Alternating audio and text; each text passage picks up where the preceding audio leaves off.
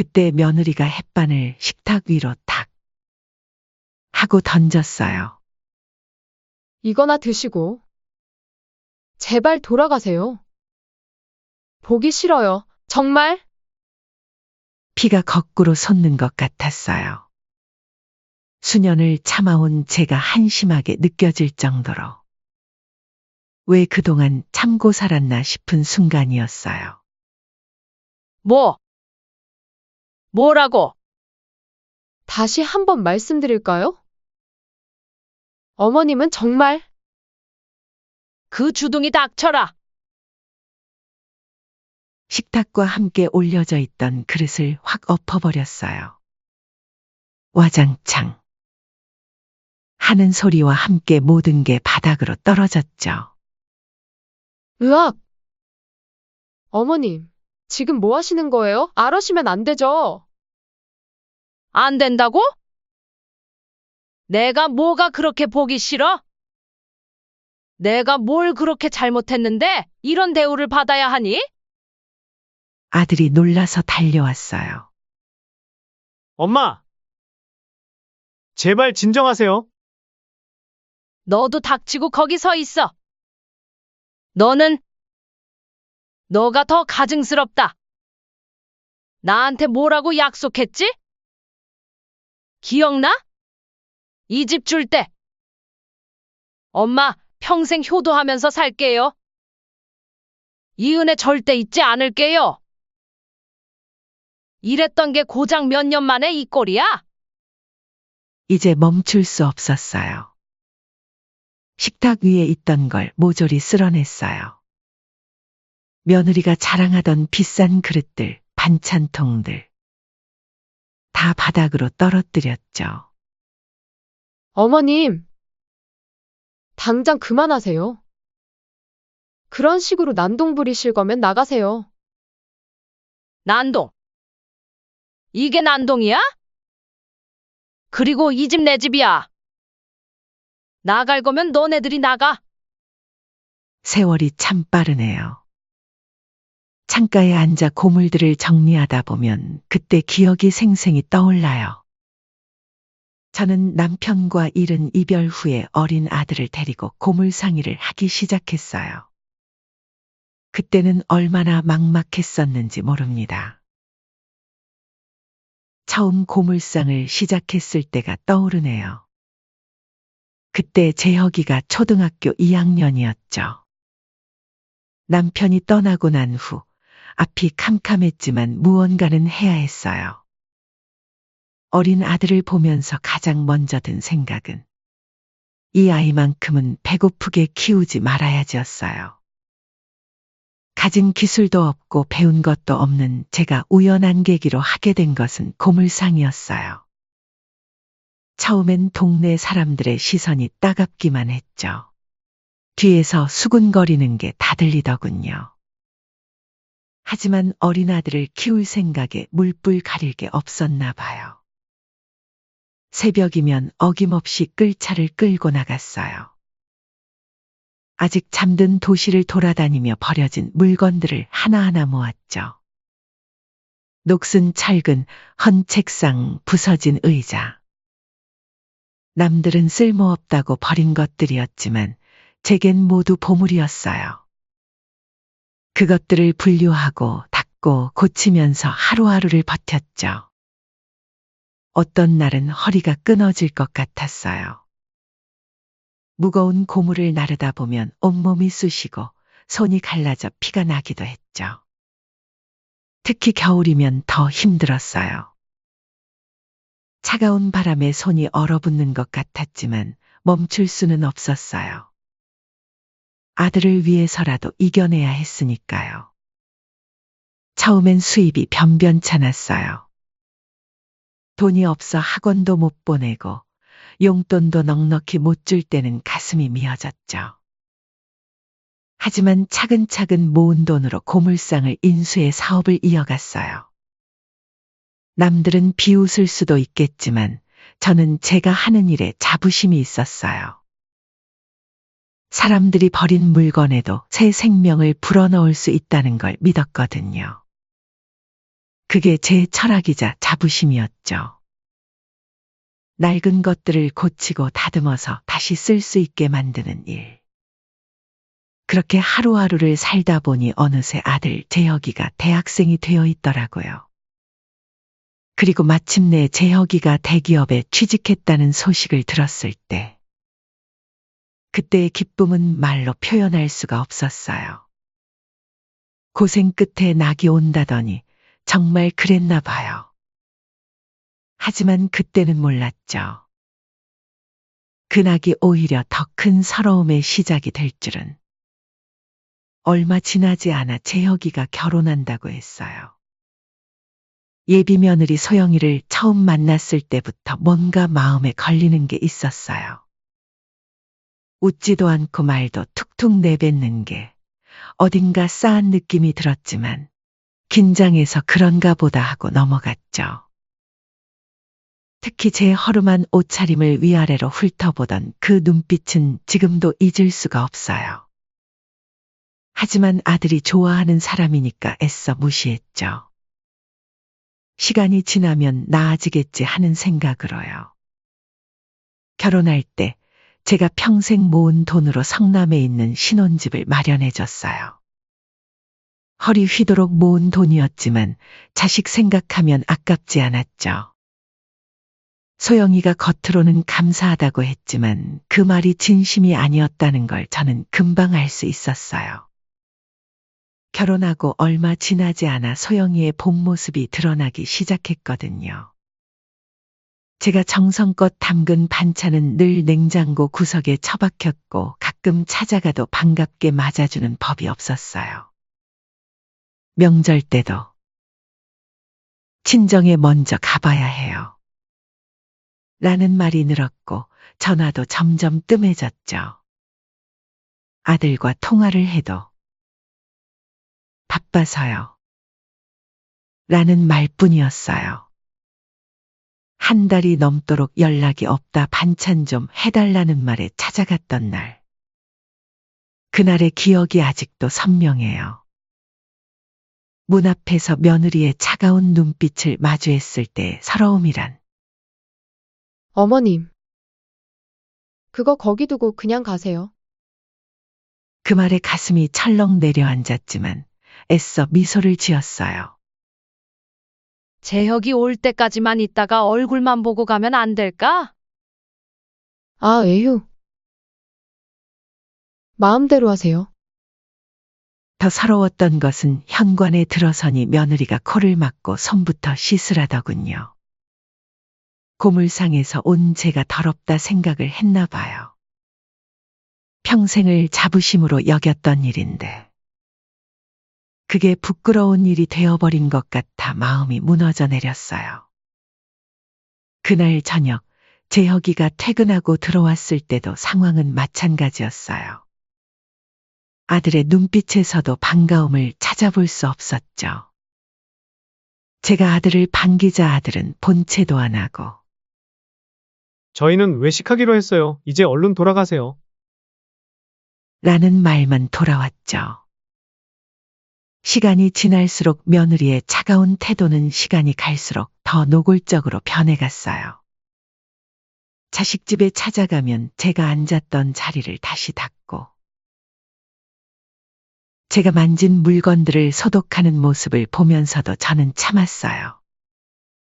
아들 내외의 태도가 날이 갈수록 더해지면서 인내심은 점점 바닥이 나고 있었습니다. 그렇게 어느 날 아들 내외와 식사를 하던 도중 며느리가 말했어요. 어머님, 아직도 그 고물상 하세요? 응, 이래야지. 가만히 있으면 뭐 하겠니? 이제 그만하시는 게 어떠세요? 저희 체면도 있는데. 묘하게 말에 가시가 있더군요. 이 일이 어때서? 이걸로 네 남편 재혁이 대학까지 보내고 심지어 이 집도 샀잖니? 어머님, 요즘 시대의 고물상이라니? 생각해보세요. 재혁 씨가 회사에서 어떻게 보일지? 요새는 자식들 직업만큼이나 부모님 직업도 중요하거든요. 그게 무슨 말이니? 아들은 옆에서 묵묵히 밥만 먹고 있었어요. 며느리의 말이 끝나자 고개를 들더니 엄마, 맞는 말이에요. 솔직히 저도 좀 그래요. 나이도 있으신데. 이제 쉬세요. 내가 그렇게 생각하는 줄은 몰랐구나. 밥맛이 뚝 떨어졌어요. 평생 자부심으로 살아온 일인데 부끄럽다니. 그렇게 밥을 먹고 잠시 화장실에 다녀오는데 안방에서 들려오는 목소리에 발걸음을 멈췄어요. 여보, 어머님 좀 어떻게 해보면 안 돼요? 솔직히 다른 사람들한테 시어머니 직업 말하기도 쪽팔리고. 차라리 주부였으면 주부였지 고물상이 뭐야. 그래도 엄마가 좋다고 하겠다는데 말릴 방법 있나? 덕분에 용돈 타면 좋잖아. 아니, 당신도 싫잖아요. 고물상 하시는 거. 옷도 저게 뭐예요? 동네 창피하게. 알아. 나도 고민이야. 어머님이 여기 오실 때마다 냄새 나는 것 같고. 이웃들 눈치도 보이고. 가슴이 찢어지는 것 같았어요. 벽을 짚고 서서 한참을 움직이지 못했죠. 솔직히 며느리는 저를 어떻게 보든 상관없었어요. 다만 내 아들이 날 이렇게까지 부끄러워하다니.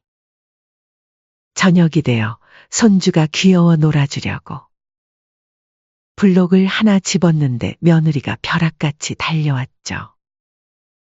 어머님. 곰을 만지시던 손으로 장난감을 만지시면 어떡해요? 그게 무슨 말이니 나 아까 씻었다. 그래도 좀. 요즘 애들은 위생에 민감하니까요. 면역력도 약하고 손 한 번만 더 씻고 만지세요.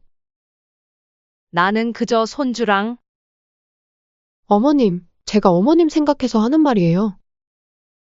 수희가 아프기라도 하면 어쩌시려고. 마치 전염병 환자 취급을 당하는 것 같았어요. 그때 마침 아들이 나왔는데 엄마, 소영이 말이 맞는 것 같아요. 요즘은 그런 거 조심해야 해서 아시잖아요. 그래. 알았다. 목이 메었어요. 화장실에 가서 손을 문질러 씻었어요. 손바닥이 빨개질 때까지요. 거울을 보니 눈가에 눈물이 고여 있더라고요. 저녁이 되자 며느리는 더 노골적으로 나왔어요. 거실에서 TV를 보고 있는데 어머님, 솔직히 말씀드릴게요. 아까 말이 나와서 하는 건데 저희가 위생에 예민해서 어머님 오시면 조금 불안해요. 뭐라고? 오실 때마다 아주 대청소를 해야 되니 너무 힘들다고요. 내일 손님도 오시는데 나 원참. 나 너네 보러 올 때는 항상 씻고 왔다. 뭐가 그렇게 더럽다고 하는 건지. 알아요.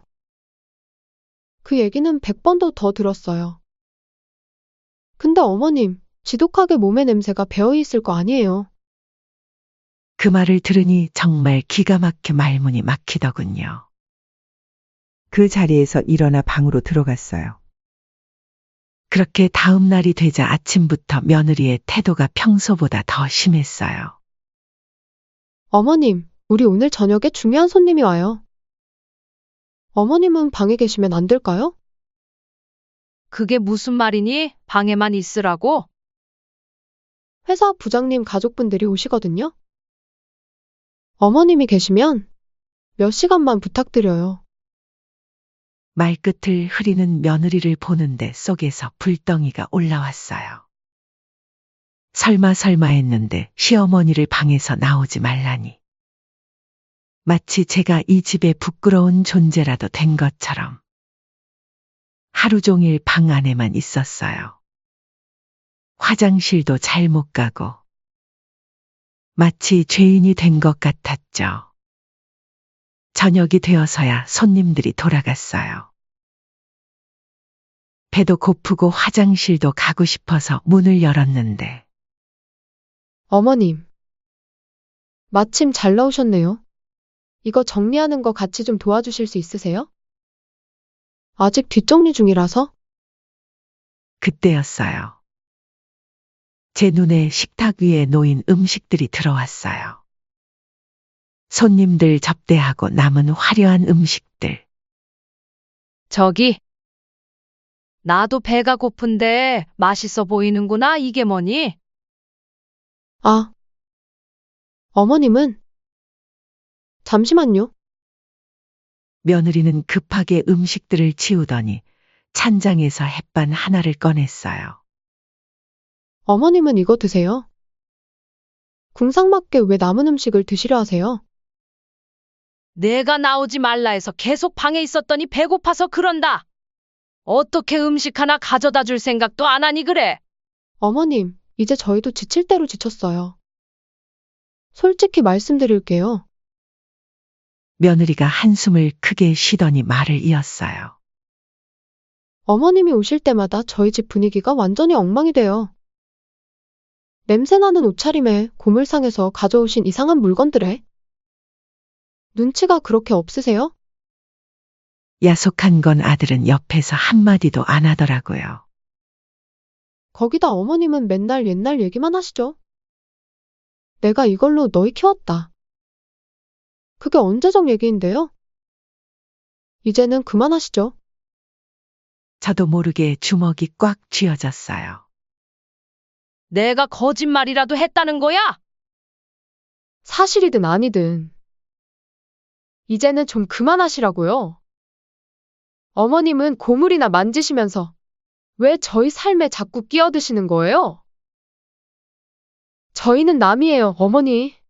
그때 며느리가 햇반을 식탁 위로 탁 하고 던졌어요. 이거나 드시고. 제발 돌아가세요. 보기 싫어요, 정말.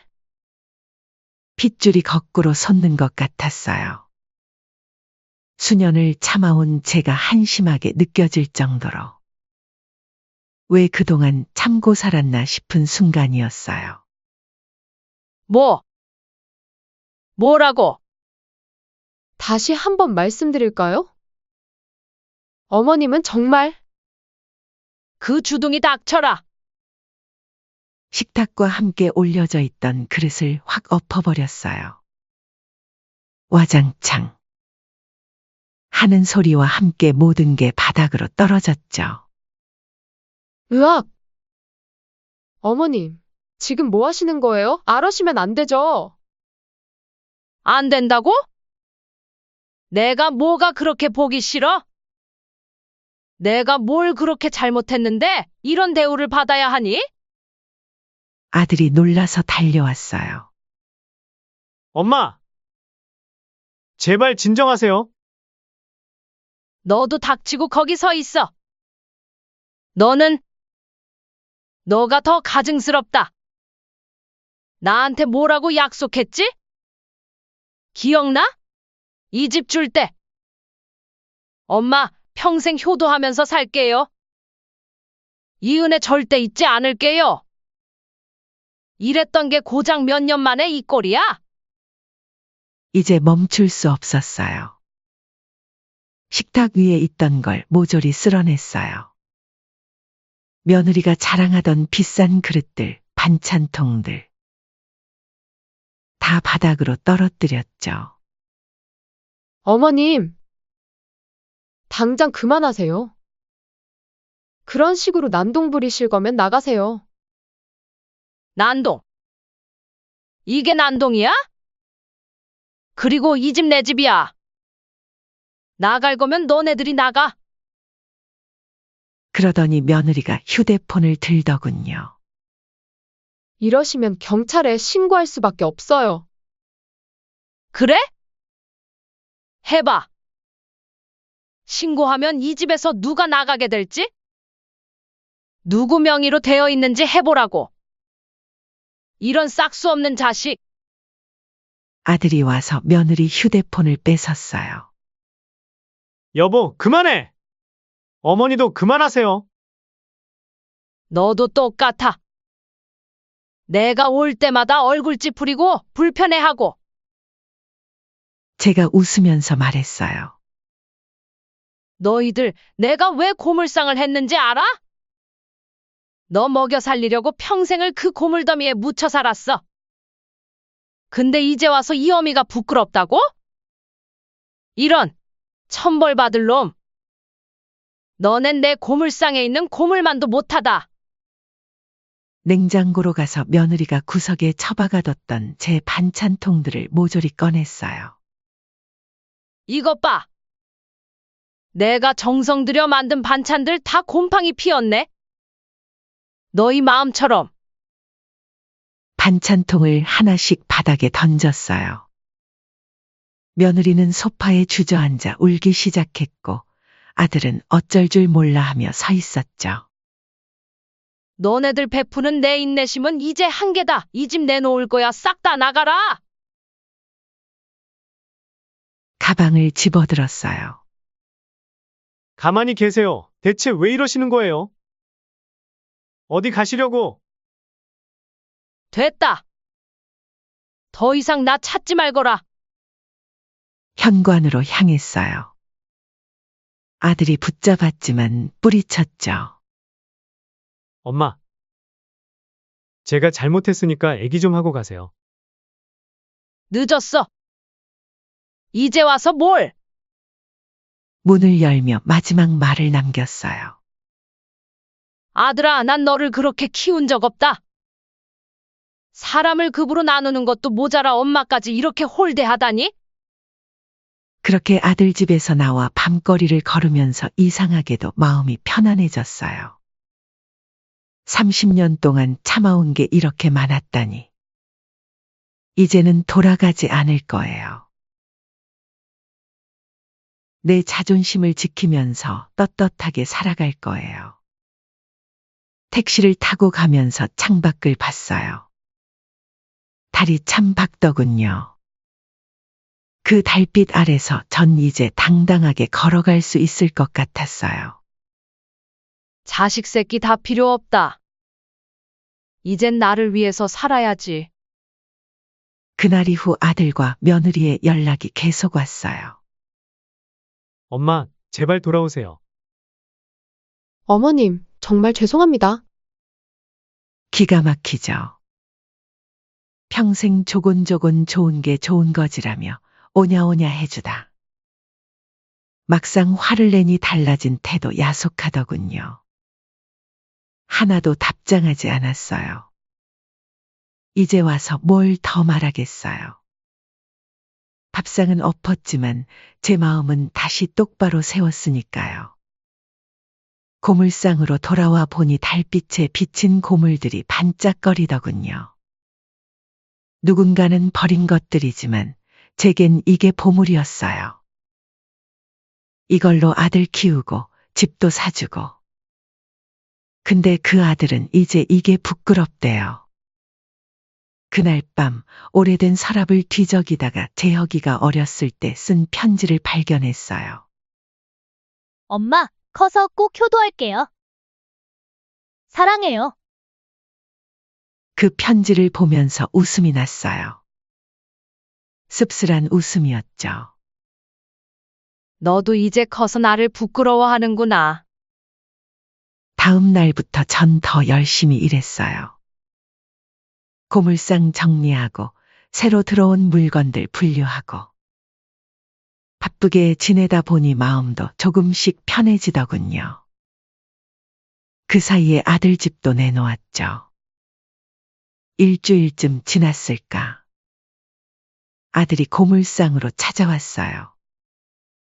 엄마, 대체 누구 집 아들이신데 엄마라고 부르는 거예요? 저는 당신 같은 아들 둔 적 없수다. 잘못했어요. 제가 너무 어리석었어요.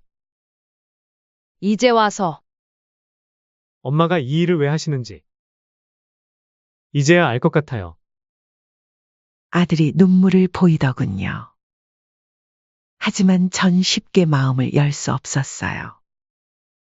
너네들이 그동안 해왔던 행동들 되돌아봤니? 그게 얼마나 모욕적인지 알아? 평생 너희 뒷바라지하고 집까지 사준 엄마한테. 그래, 고물상 하는 게 그렇게 창피했니? 엄마, 정말 죄송해요. 소영이도 많이 반성하고 있어요. 반성? 그래. 근데 이제는 늦었어. 아들이 제 손을 잡으려 했지만 뿌리쳤어요. 이제 가봐. 난 이대로가 좋아. 적어도 여기서 내가 떳떳하니까? 그렇게 아들을 돌려보냈어요. 가슴이 아팠지만 이번만큼은 지켜야 할 게 있었거든요. 바로 제 자존심이었죠. 지금도 가끔 그날 밤이 생각나요. 밥상을 엎었던 그 순간. 처음엔 미안한 마음도 들었는데, 이제는 그게 제 인생의 전환점이었다는 생각이 들어요.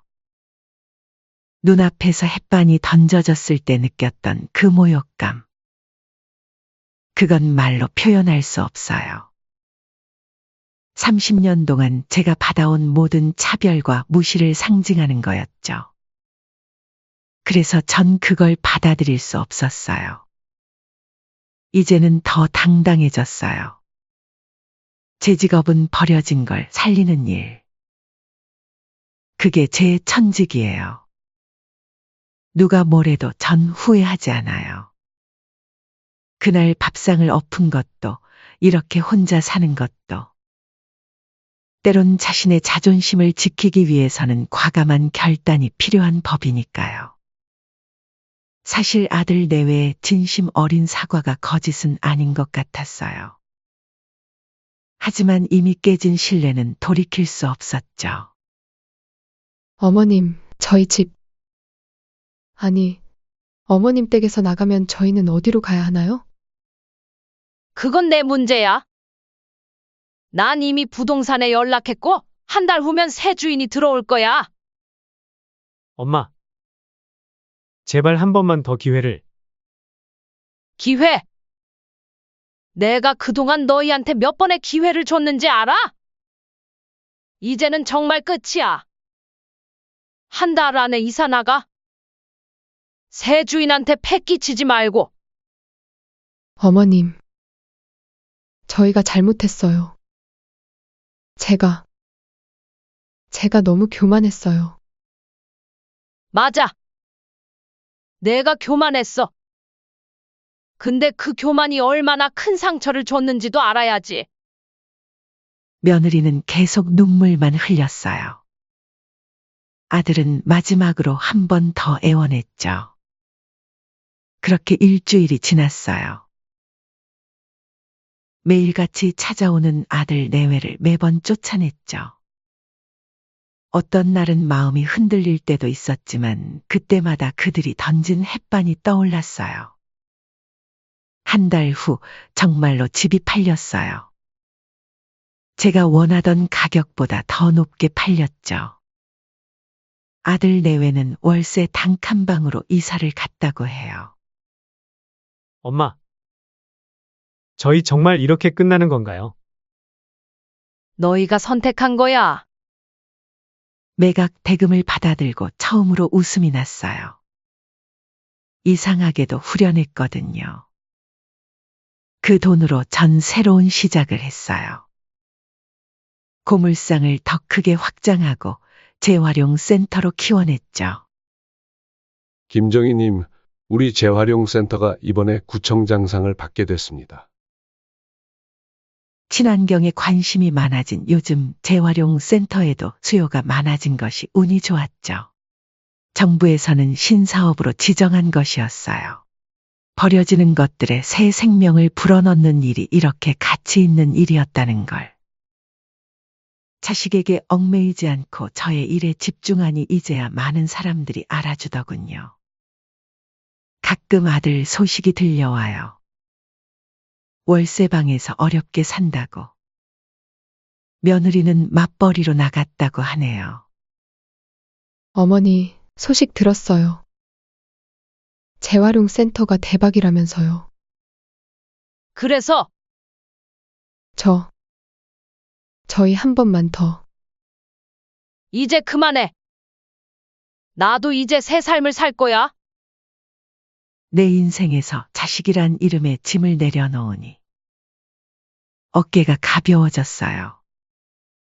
이제는 내가 하고 싶은 일, 내가 가치 있다고 믿는 일을 하면서 살아가고 있죠. 매주 토요일이면 지역 노인정에서 무료 급식 봉사도 해요. 거기서 만난 할머니들이 제 진짜 가족이 됐어요. 정희 씨, 대단한 것 같아. 지치도 않나 봐? 아이고, 정희님 덕분에 우리가 이렇게 웃으며 살아요. 버려진 물건에 새 생명을 불어넣듯 제 인생도 새롭게 태어났어요. 이제는 더 이상 과거에 연연하지 않아요. 앞만 보고 살아가고 있죠. 얼마 전에는 큰 회사에서 제안이 들어왔어요. 우리 재활용 센터를 모델로 전국적인 체인을 만들자고. 정희님처럼 버려진 것들의 가치를 아는 분이 필요합니다. 그렇게 전 이제 전국 순회 강연도 다니고 있어요. 제 이야기를 들으러 온 사람들에게 말해요. 여러분, 이 재활용된 물건들을 한번 봐보세요. 이렇게 쓸만한 물건이 되기 전에는 그저 고물일 뿐이었다는 게 믿기시나요? 하지만 지금은 근사한 보온병이 되지 않았습니까? 인생도 마찬가지예요. 우리가 우리 인생의 가치를 알아보기 전까지는 그저 볼품없는 초라한 고물일 뿐이죠. 아무리 하찮은 물건도 소중한 가치가 있습니다. 저는 자신의 가치를 지킨다면 무엇이든 될 수 있다 믿어요. 사람들이 박수를 쳐주고 눈시울을 붉히기도 해요. 그때마다 전 다시 한번 확신해요. 내가 옳은 선택을 했다는 걸. 이제 전 진정한 행복을 찾았어요. 더 이상 누구의 엄마나 시어머니가 아닌 그저 김정희로 사는 게 좋아요. 내 삶의 주인으로 살아가는 이 시간이 그 어느 때보다 행복하답니다.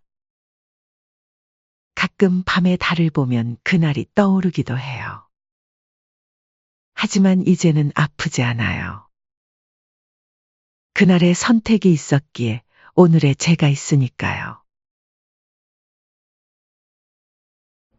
그렇게 허리가 아파 찾아간 병원에서 예비 며느리의 실체를 듣게 될 줄이야.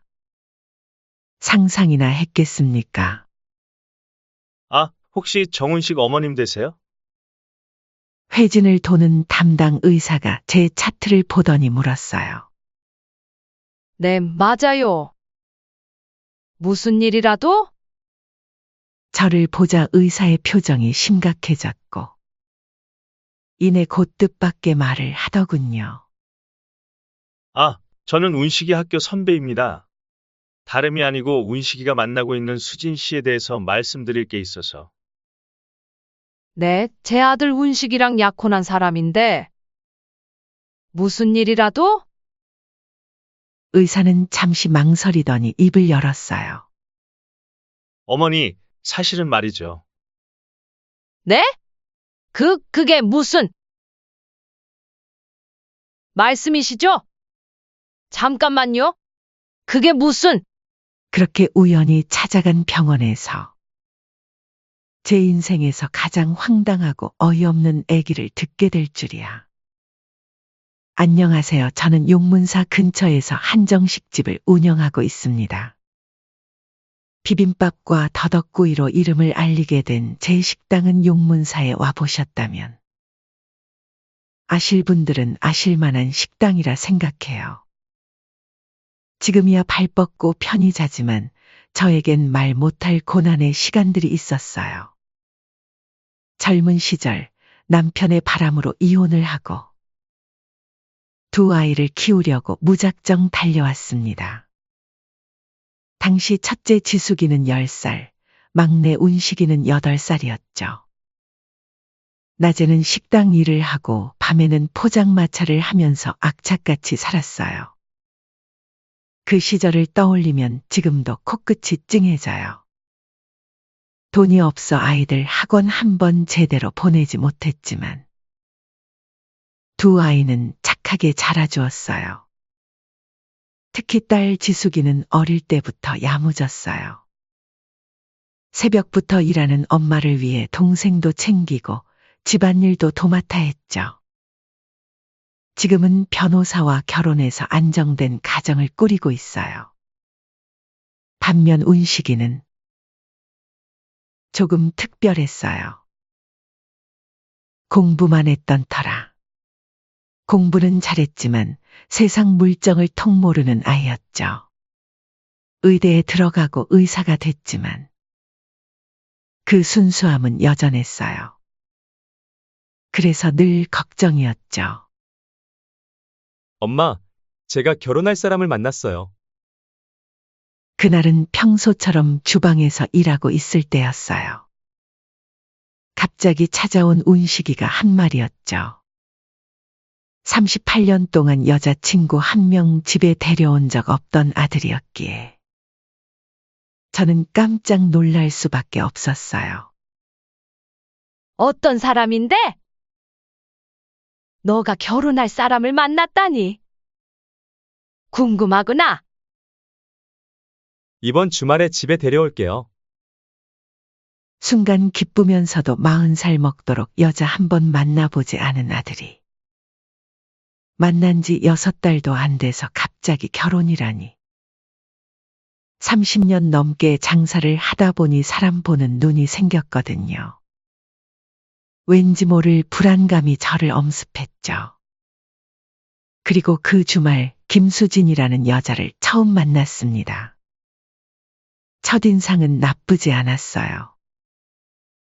32살의 그녀는 단정한 외모에 예의 바른 인사까지. 겉으로 보기엔 나무랄 데 없어 보였죠. 수진 씨는 지금 무슨 일을 하고 계신가요? 살짝 걱정되는 마음에 조심스레 물어봤어요.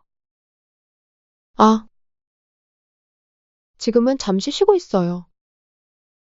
너무 걱정하지 마세요, 어머니. 운식 오빠가 결혼하면 필라테스 가게를 차려준다고 했거든요. 그 말을 듣는 순간 등줄기가 서늘해졌어요. 그래요? 아들이 가게를 차려준다 했다고요? 근데 지금은 아무 일도 안 하시는 거예요? 네. 당분간은 좀 쉬면서 결혼 준비할 생각이에요. 운식 오빠가 알아서 해준대요. 대화를 나눌수록 뭔가 석연치 않은 느낌이 들었어요. 자신의 과거나 현재 상황에 대해 물어보면 늘 얼버무리는 것도 그렇고 식사 자리에서 수지는 음식을 거의 손대지 않았어요. 제가 정성스럽게 준비한 더덕구이를 보면서도 아, 저는 입맛이 좀 까다로워서요. 라고 말하더군요. 운식이가 화장실에 간 사이 수진이 불쑥 말을 꺼냈어요. 어머니, 솔직히 말씀드릴게요. 전 시어머니 모실 생각은 없어요. 요즘은 자식이 결혼하면 남이라던데. 어머니도 그렇게 생각하시죠? 그 말을 하는 수진의 표정에는 당당함이 가득했어요. 저는요, 귀하게 자라서 간섭받는 거 싫거든요. 가족 행사 같은 것도 불편하다고 하니? 운식 오빠도 이해하더라고요.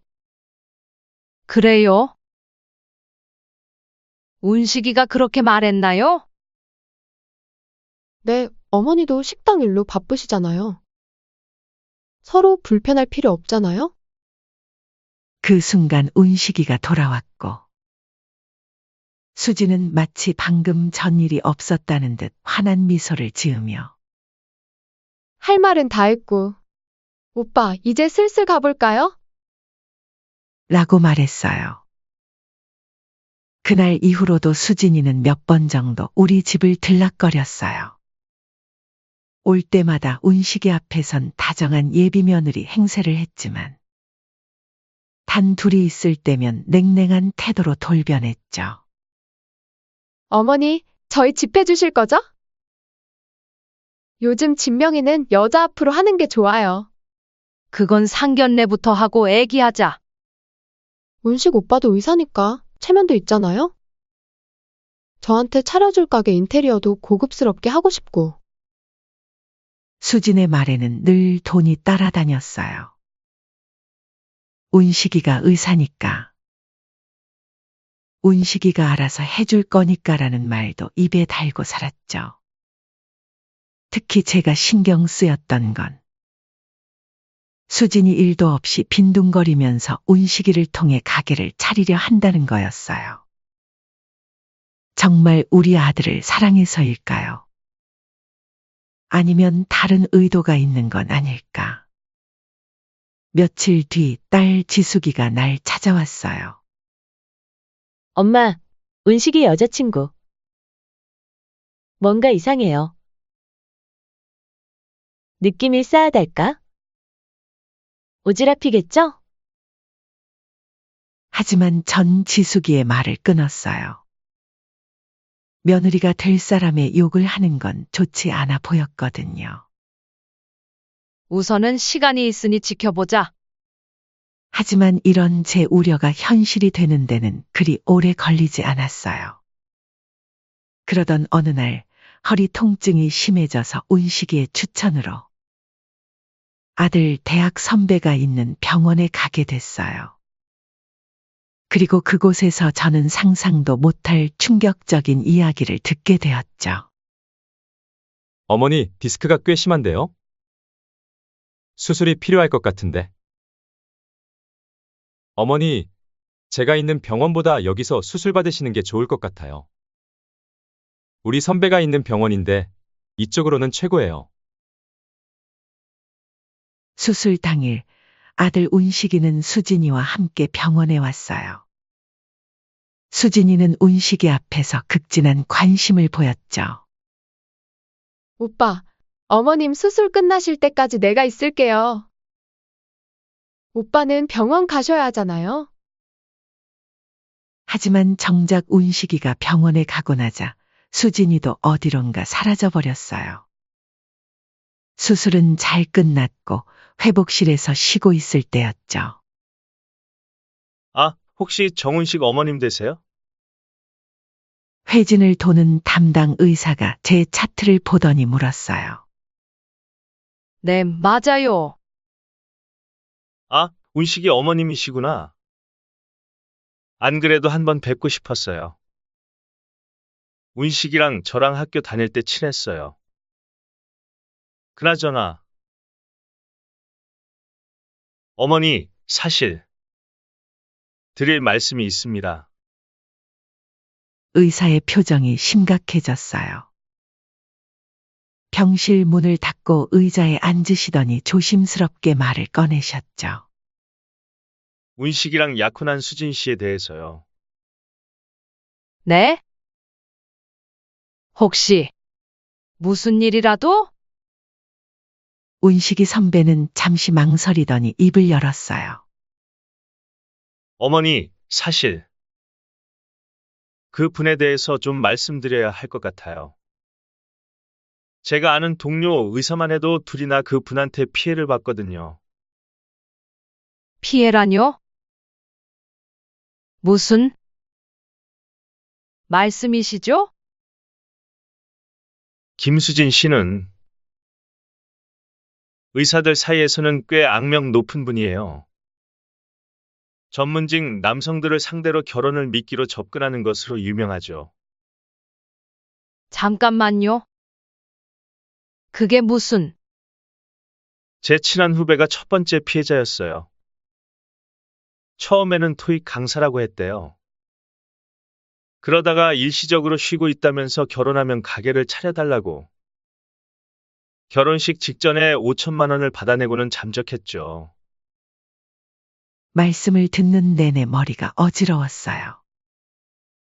하지만 한편으로는 그래서 그랬구나 싶었죠. 최근에는 성형외과 박상현 선생님한테도 접근했더라고요. 운식이랑 동시에 만나면서 운식이도 이 사실을 알고 있나요? 다들 얘기했죠. 하지만 운식이가 워낙 그 여자한테 빠져 있어서 형들이 질투해서 그런다면서 그럴 리가 없다고 화를 내더라고요.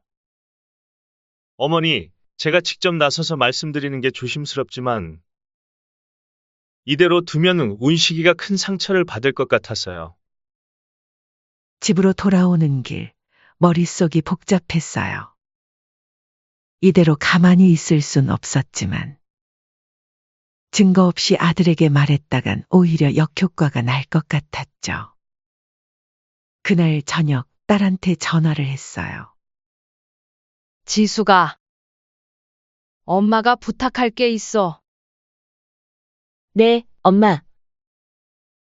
무슨 일이세요? 운식이 그 여자. 좀 알아봐 줄 수 있겠니? 제가 자초지종을 설명하고 잠시 침묵이 흐르더니 지숙이가 말했어요. 사실 저도 그 사람 좀 이상하다고 생각했어요. 결혼식 전에 오빠한테 자기 명의로 된 건물을 사달라고 했다고 하고. 남편한테 부탁해서 조사 좀 해볼게요. 그래, 그게 좋겠다. 강서방이 변호사니까 한번 물어보렴. 그렇게 일주일 뒤 지숙이가 급하게 찾아왔어요. 엄마, 큰일 났어요. 이거 봐요. 지숙이가 보여준 자료들은 충격적이었어요. 수지는 이미 5번이나 비슷한 수법으로 사기 행각을 벌였던 전과자였어요. 이건 전가 기록이에요. 보세요. 2019년에는 성형외과 의사를 상대로 8천만 원을 받아냈고 2020년에는 변호사한테 1억을. 엄마, 생각보다 심각한데. 어떻게 이런 일이 있을 수가 있죠? 이것만이 아니에요. 강서방이 아는 사설 탐정한테 부탁해서 구해온 자료예요. 지숙이가 들고 온 영상을 보면서 정말 충격 그 자체였죠. 영상 속에는 수진이 다른 남자와 호텔에 들어가는 모습이 찍혀 있었거든요. 이틀 전에 찍은 거예요. 성형외과 의사랑 오빠랑 만나면서 동시에. 그렇게 상견례 전날. 저는 모든 증거를 들고 상견례 자리에서 폭로하기로 결심했어요. 감히 내 아들을 건드려? 상견례 당일이 되었죠. 새벽부터 하늘에서 비가 추적추적 내리더니 점점 빗줄기가 굵어졌어요. 마치 오늘 일을 예견이라도 하는 것처럼요. 평소 같았으면 이런 날씨에 한숨이나 쉬었겠지만 그럴 겨를도 없었어요. 호텔 레스토랑으로 가는 차 안에서 운식이가 물었어요. 엄마, 오늘따라 왜 이렇게 조용하세요? 그냥 좀 피곤해서. 좋은 날 인상 피시고 웃으세요. 우리 엄마 긴장하셨구나? 하하. 대답을 얼버무렸어요. 가방 속에 서류 봉투가 제 마음을 무겁게 누르고 있었거든요. 아들은 여전히 아무것도 모르는 듯 했어요. 드디어 상견례도 하네요. 아들 결혼하면 소원이 없다면서 걱정하시더니 이제는 좋으시죠? 아들의 밝은 미소를 보니 더욱 마음이 아팠어요. 하지만 이제 돌이킬 수는 없었죠. 오늘 모든 걸 밝혀내야만 했어요. 레스토랑에 도착하자마자 운식이는 계속 시계만 보고 있었어요. 약속 시간이 다가올수록 아들의 얼굴에는 초조함이 가득했죠. 엄마, 수진이가 연락도 없어요. 늘 이러는 건 아닌데. 시간이 흘러도 수진 모녀는 나타나지 않았어요. 10분, 20분, 30분. 40분이나 지난 후에야 그들이 모습을 드러냈죠. 아이고, 죄송해요. 길이 막혀서. 많이 기다리셨죠? 수진의 어머니는 사과의 기색도 없이 당당하게 들어왔어요. 마치 자기들을 기다리는 게 당연하다는 듯이요. 우리 수진이가 좀 늦잠을 자서. 원래 미인은 늦잠 잔다고 하잖아요. 귀한 집딸이니 너그러이 봐주세요. 호호. 농담이에요. 농담. 인상 피세요, 사돈. 저도 모르게 손에 힘이 들어갔어요.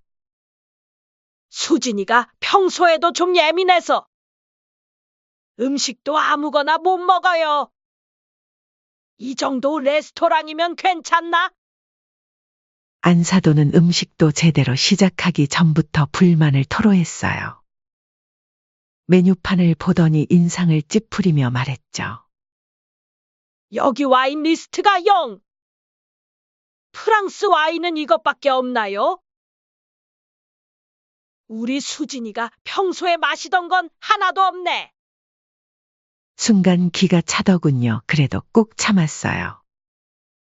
주도권은 저에게 있으니 우선 애기라도 들어봐야겠다 싶었죠. 그나저나 사돈, 아들이 의사면 시댁에서도 좀 준비를 제대로 해야 하는 거 아닌가요? 무슨 말씀이신지? 아이고, 모르시는 척 하시네. 우리 수진이가 얼마나 귀한 몸인데. 수진이가 청담동에서 필라테스 학원 할 때 얼마나 잘 나갔는데요. 근데 결혼하겠다고 이제 아무것도 없이 시집을 가려고 하잖아요. 엄마도 참.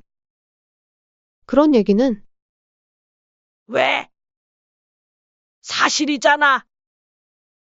이렇게 내려놓고 시집 갈 거면 시댁에서도 보상이 있어야지. 신혼집도 얘기해 보셔야죠. 저는 마지막으로 한 번 더 수진의 눈을 바라봤어요. 그녀의 눈에는 아무런 죄책감도 보이지 않았죠. 참을 만큼 참았어요. 이제는 제가 우리 아들을 지켜야 할 때였죠. 어머니, 그건 나중에. 무슨 나중은? 지금 얘기해야죠. 강남으로 알아보셔야 해요.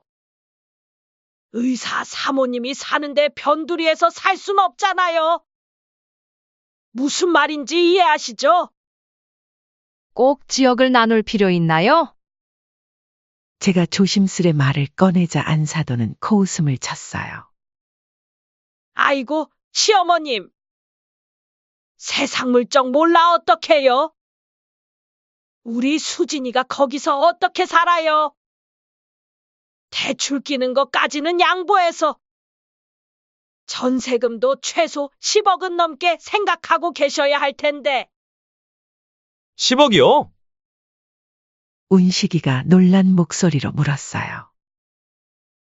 그의 표정이 굳어지는 게 보였죠. 그래요. 요즘 강남 전세가가 그 정도는 돼야죠. 제 딴에는 많이 봐준 거예요.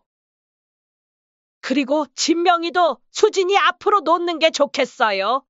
아, 그리고 필라테스 학원도 생각해 보셨죠? 안사돈의 말에 수진이 끼어들었어요. 오빠, 전에 말했잖아요. 결혼하면 학원 차려주신다고. 아들 운식이의 얼굴이 더욱 어두워졌어요. 그건 결혼하고 나중에 천천히 얘기하기로 하지 않았어? 아이고, 무슨 소리예요? 결혼 전에 다 준비돼야죠. 식사가 이어지는 동안 안사돈의 요구사항은 끝없이 이어졌어요. 인내심은 바닥을 치고 있었죠. 예물, 신혼여행은 전부 최고급. 그때마다 운식이의 표정은 점점 더 어두워졌죠. 드디어 때가 왔다고 생각했어요. 가방에서 서류 봉투를 꺼냈죠. 듣자 하니까 더 이상은 못 들어주겠군요. 수진이 저를 경계하는 눈빛으로 쳐다봤어요. 수진 씨 혹시 성형외과 박상현 선생님은 잘 아시나요? 순간 식당이 조용해졌어요. 수진의 얼굴이 하얗게 변했죠. 무슨 말씀이신지. 이틀 전에 만나셨잖아요? 이 호텔 로비에서요. 아니면 다른 호텔에서도 자주 만나시나요? 그 순간 아들이 놀란 눈으로 저를 쳐다보더군요. 엄마, 갑자기 이게 무슨 말이에요? 안사돈이 벌떡 일어났어요. 얼굴이 새빨개진 채로 소리를 질렀죠. 지금 뭐 하시는 거죠? 무례하시군요. 이게 무슨 소리예요? 우리 수진이를 모욕하는 거예요? 모욕이 아니라 사실입니다. 차분히 전과 기록과 호텔 CCTV 영상을 테이블 위에 올려놓으며 말했어요. 어디서부터 어디까지가 사실이고 거짓인지. 이런 전과 기록이 있네요. 사기죄. 그것도 5번이나. 운식이가 떨리는 손으로 서류를 집어들었어요. 아들의 눈에서 눈물이 흘러내렸죠. 이게 다 사실이에요? 수진이는 대답 대신 울음을 터뜨렸어요. 안사돈은 발악하듯 소리를 질렀죠. 이런 식으로 나오시면 가만히 있지 않을 거예요. 우리가 누군 줄 아세요? 가만히 안 있으면요? 어떻게 하실 건데요? 법적으로 하시죠. 저희도 다 준비돼 있습니다. 사기전과 있는 집안 무섭지 않군요. 운식이는 충격을 받은 듯 아무 말도 못하고 있었어요. 수진을 바라보는 눈빛이 슬픔으로 가득했죠. 이 결혼은 여기서 끝입니다. 제 선원의 식당은 순식간에 조용해졌어요. 우리 아들을 농락하고 돈만 노리는 사람이랑은 절대 결혼시킬 수 없어요. 안사돈은 테이블을 내리치며 소리를 질렀어요. 당신들이 뭔데? 감히 우리 수진이가 어떤 애인데? 동시에 여러 명의 남자를 만나면서 돈을 뜯어내는 사기꾼이죠. 엄마, 그만하세요. 운식이의 떨리는 목소리가 들렸어요. 아들의 눈에는 눈물이 가득했죠. 수진 씨, 왜 이러셨어요? 전 정말 사랑했는데. 수진은 울음만 터뜨린 채 아무 말도 하지 못했어요. 안사돈은 계속해서 욕설을 퍼부으며 자리를 박차고 일어났고 수진은 그 뒤를 따라 달아났어요. 그날 밤 운식이는 한동안 제 눈을 마주치지 못했어요. 방에 틀어박혀 아무도 만나지 않으려 했죠. 하지만 저는 알고 있었어요. 시간이 지나면 아들도 이해할 거라는 걸. 제가 한 선택이 옳았다는 걸. 아들의 인생을 망치게 할 순 없었으니까요. 폭풍과도 같은 상견례가 끝난 지 한 달이 지났어요. 늦은 저녁 식당 마감 준비를 하고 있는데 누군가 문을 두드리더군요. 비가 추적추적 내리는 날이었어요. 죄송합니다. 저희는 아직 문 열기 전인데. 고개를 들어보니 수진이었어요. 굉장히 초라한 모습이었죠. 눈가에는 짙은 다크서클이, 얼굴은 헬쑥해져 있었어요. 어머니. 목소리도 많이 달라져 있었어요. 예전에 당당하고 도도하던 모습은 온데간데 없었죠. 무슨 일로 왔어요? 저희는 재판 때 볼 건데 굳이 왜 찾아오셨죠? 제발. 한 번만 기회를 주세요. 운식 오빠를 마지막으로 한 번만 만나게 해주시면. 수진이 갑자기 제 앞에 무릎을 꿇었어요. 이러지 마세요. 일어나요. 어머니, 전 정말 달라질 수 있어요. 처음엔 돈만 보고 접근했지만, 시간이 지날수록 오빠의 진심이 보였어요. 이제는 진심으로. 그만. 이제 와서 무슨 진심 타령이에요? 그동안 몇 명의 남자들 인생을 망쳐놨는지는 생각도 안 나나 보네요? 죄송합니다. 정말 죄송합니다. 하지만 이번만큼은. 그때 수진이의 어머니도 들어왔어요. 예전에 그 도도하던 모습은 찾아볼 수 없었죠. 사돈, 제가 잘못했습니다. 제가 우리 수진이를 잘못 키웠나 봐요. 웃기시는 분이네요. 제가 왜 당신 사돈입니까? 더 이상 당신들이랑 엮이고 싶지 않네요. 우리 수진이가 이젠 정말 뉘우치고 있어요. 한 번만 기회를. 그동안 당신 딸이 얼마나 많은 사람들 인생을 망쳐놨는지 아세요? 콩 심은데 콩 난다더니 당신도 똑같아요. 지금 와서 눈물 몇 방울로 용서받을 수 있다고 생각하시나요? 자신이 한 일에 대해 정당하게 죗값을 받도록 하세요. 그게 당신들이 용서받을 수 있는 유일한 방법입니다. 수진이 울며 매달렸어요. 어머니 정말 죄송해요. 제발 이번에 집행유예 기간이라 한 번만 선처를 해주시면. 이제 그만해요. 우리 아들한테 입힌 상처를 생각하면 사지가 뒤틀리는 것 같으니까. 어머니, 다시는 우리 아들 앞에 나타나지 마세요. 한 번만 더 우리 아들 근처에 얼씬거리는 거 보이면 가만두지 않을 거예요. 그들이 떠난 후 비가 더 거세게 내리기 시작했어요. 마치 오늘의 일을 씻어내리듯. 며칠 뒤 운식이가 퇴근하고 식당에 들렀어요. 엄마, 왜 이제 왔어? 밥은 먹었니? 엄마. 정말 감사해요. 갑자기 웬 감사야. 오늘 박상현 선생님을 만났어요. 수진 씨한테 거의 2억을 뜯겼대요. 결혼을 미끼로.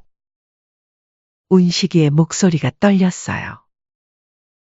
다른 피해자들도 많이 나타났더라고요. 저도 그렇게 될 뻔했네요.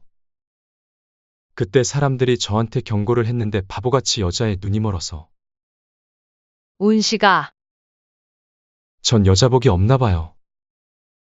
근데 그래도 저한텐 엄마가 있잖아요. 엄마가 아니었으면 저도 피해자가 됐겠죠? 아들이 제 손을 꼭 잡았어요.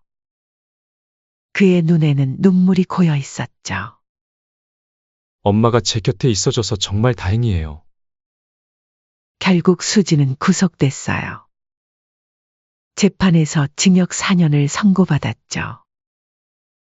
피해자가 10명이 넘었고 피해 금액도 10억이 넘었으니까요. 딸 지숙이가 전해준 소식으로는 수진이 교도소에서 감형을 바라며 피해자들에게 반성문을 쓴다고 해요. 하지만 이미 엎질러진 물. 돌이킬 수 없는 상처들이죠.